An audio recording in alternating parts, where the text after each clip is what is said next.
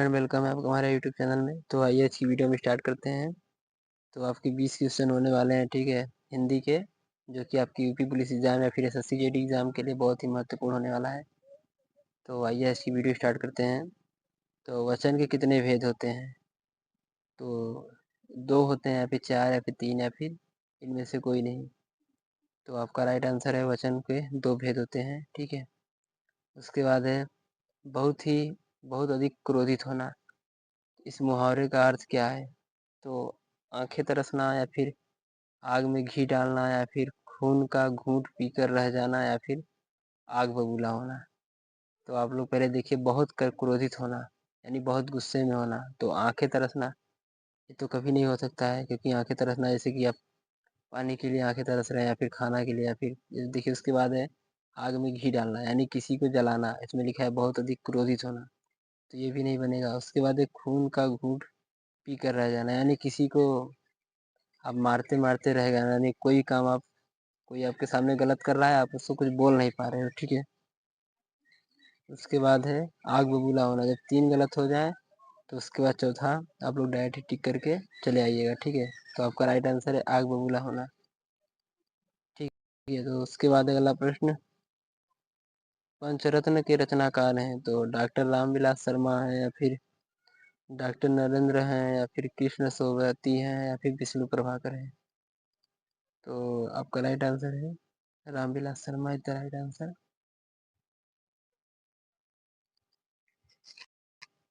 ठीक है। उसके बाद अगला प्रश्न, रस का शाब्दिक अर्थ क्या है?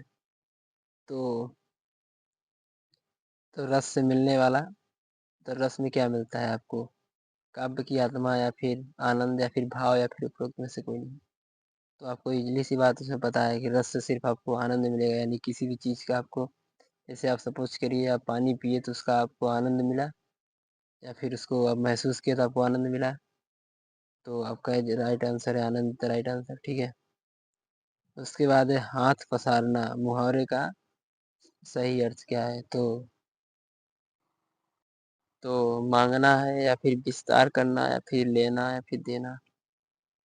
तो हाथ पसारना यानी आप कहीं भी हाथ किसी के सामने कर रहे हो तो हाथ पसारना, इसमें सीधी बात है मांगना, ठीक है। विस्तार करना यानी किसी चीज़ को एक्सप्लेन करना, इससे कोई मतलब नहीं है।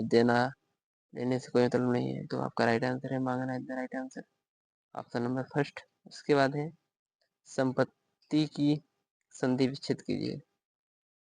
तो समधन अति होगा या फिर समधनमति या फिर सधनमति या फिर समधनमति। तो संपत्ति यानी कि समधन अति। तो आपका राइट आंसर है फर्स्ट नंबर।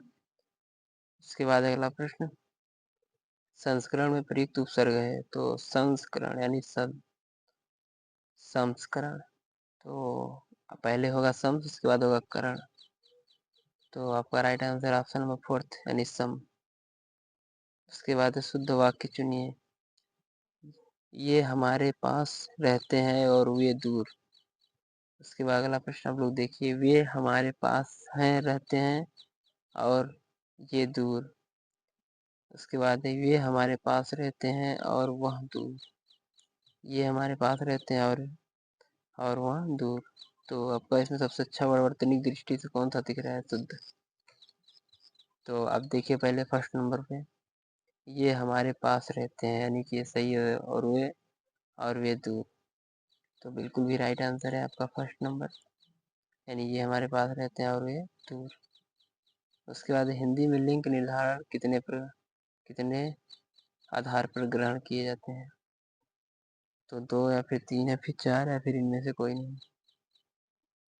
तो आपका राइट आंसर है 3 प्रकार से किए जाते हैं। इसके बाद है कवि या श्रोता का अंत साक्षात्कार बोध किस का होता है? तो व्यक्तित्व का या फिर विलक्षणता का या फिर कल्पना में आई रूप व्यवहार योजना का या फिर मनोविकारों का। तो आपका राइट आंसर है कल्पना में आई रूप व्यवहार योजना का, ठीक है। उसके बाद है भारतीय दृष्टि ने काव्य में किस सिद्धांत की प्रतिष्ठा की? तो रस सिद्धांत की या फिर कुतूहल सिद्धांत की या फिर कल्पना सिद्धांत की या फिर श्रोता या पाठक तटस्थता की। तो आपका राइट आंसर है रस सिद्धांत की। उसके बाद है केवल देखने वाले का आनंद क्या है। तो रसानुभूति या फिर श्रोता या पाठक को काव्य का धर्म समझना या फिर भाव पक्ष को प्रबल बनाना या फिर कुछ विलक्षण को दिखाने का कुतूहल मात्र। तो आपका राइट आंसर है कुछ विलक्षण को दिखाने का कुतूहल मात्र। ठीक है, उसके बाद अगला प्रश्न, कल्पना काव्य का कौन सा पक्ष है। तो भाव पक्ष या फिर बोध पक्ष या फिर रमणीय पक्ष या फिर अलंकार पक्ष। तो आपका राइट आंसर है बोध पक्ष द राइट आंसर। उसके बाद है काव्य में पाश्चात्य समीक्षा क्षेत्र में सर्वाधिक चर्चा किस तत्व को लेकर हुई। तो भाव पक्ष की या फिर रस सिद्धांत प्रतिष्ठा की या फिर काव्य में गंभीर रमणीयता की या फिर कल्पना और व्यक्तित्व की। तो आपका राइट आंसर है कल्पना और व्यक्तित्व की। उसके बाद है मेरे बचपन की स्मृतियां के रचनाकार हैं। तो राहुल सांस्कृत्यायन है या फिर विष्णु प्रभाकर हैं या फिर भारतेंदु है या फिर अज्ञे हैं। तो आपका right answer Rahul Sankrityayan is the right answer. उसके बाद मुझे शब्द किस प्रकार का सर्वनाम है। तो उत्तम पुरुष या फिर मध्यम पुरुष या फिर अन्य पुरुष या फिर इनमें से कोई नहीं। तो आपका राइट आंसर है उत्तम पुरुष इज द राइट आंसर। ठीक है, उसके बाद है यामा के लिए महादेवी वर्मा को किस पुरस्कार से सम्मानित किया गया। तो व्यास सम्मान से या फिर साहित्य अकादमी पुरस्कार से या फिर ज्ञानपीठ पुरस्कार या फिर उपरोक्त में से कोई नहीं। तो आपका राइट आंसर है व्यास सम्मान इज द राइट आंसर। ठीक है, उसके बाद है अगला प्रश्न, चौपाई के प्रत्येक चरण में कितनी मात्राएं होती हैं। तो 11 या फिर 13 या फिर 15 या फिर 16। तो आपका राइट आंसर है 16 इज द राइट आंसर। ठीक है, तो आपका राइट आंसर है 16। उसके बाद है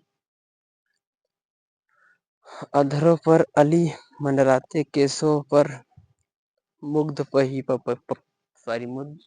पपीहा में प्रयुक्त अलंकार है। तो संदेह है या फिर भ्रांति मान या फिर वित्सा या फिर उपेक्षा। तो आपका राइट आंसर है वित्सा इज द राइट आंसर। तो आज की वीडियो हम खत्म करते हैं, तब तक के लिए जय हिंद। उम्मीद करता हूँ आप लोग को वीडियो पसंद आई होगी। वीडियो पसंद आई हो तो लाइक करके चैनल सब्सक्राइब जरूर कर दीजिए। ठीक है, तब तक के लिए